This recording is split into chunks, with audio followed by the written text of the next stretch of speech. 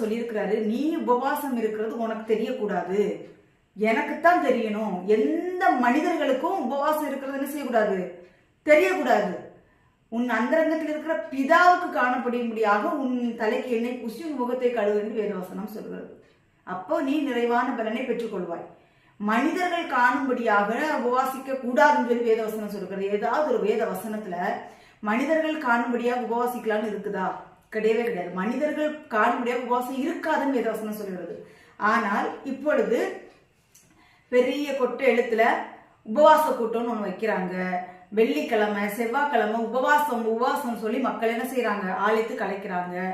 சரி, அழைக்கிறாங்கல்ல, பிரேயர் உபவாச ஜெபம்னு சொல்லி கூப்பிடுறாங்க.